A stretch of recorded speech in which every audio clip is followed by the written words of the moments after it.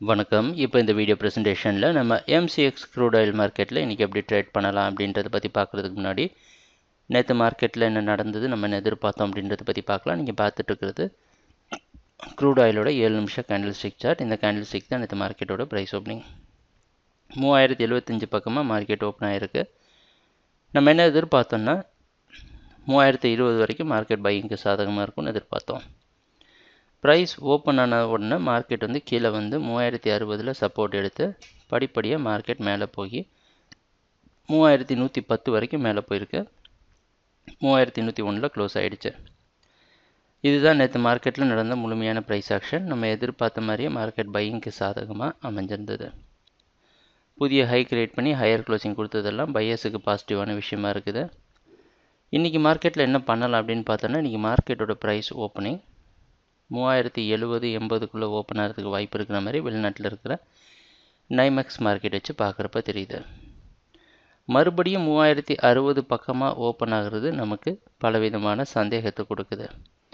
Opening கொஞ்சம் மேலே இருந்திருந்தாலோ இல்லை பக்கமாக இருந்திருந்தாலோ, நேற்று க்ளோசிங் பக்கமாக இருந்தால் இன்னும் கொஞ்சம் பையிங்க்கு சாதகமாக இருக்க முடிவெடுக்கலாம். ஏன்னா 3060 அப்படின்றது கொஞ்சம் முக்கியமான இடம்தான். இந்த இடத்துல மறுபடியும் மார்க்கெட் ஃபெயிலியர் ஆச்சு அப்படின்னா மார்க்கெட் திருப்பியும் கீழே விழுறதுக்கான வாய்ப்புகள் அதிகமாக உண்டு.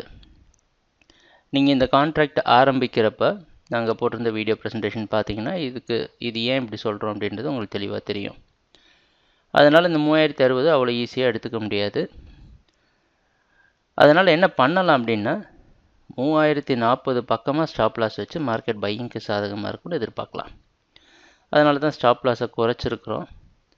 ஸ்டாப் லாஸ் பக்கமாக வந்து ட்ரிகர் பண்ணிவிட்டு மறுபடியும் 3070க்கு மேலே போனால் இன்னொரு தடவை கூட நீங்கள் பை பண்ணி ட்ரை பண்ணி பார்க்கலாம்.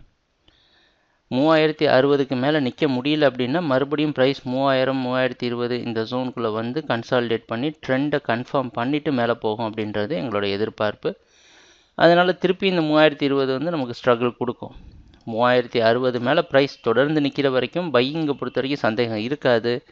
அதை விட்டு கீழே வந்துடுச்சுன்னா நம்ம மறுபடியும் கொஞ்சம் எஃபர்ட் எடுத்து நுணுக்கமாக பார்த்து தான் ட்ரேட் பண்ணணும். அடுத்தடுத்து மேலே டார்கெட் ஜோன்லாம் அதே தான், எந்த மாற்றமும் இல்லை. அடுத்தடுத்த டார்கெட்லாம் மார்க் பண்ணியிருக்கிறோம் ப்ரைஸ் சொல்கிறதுக்கு.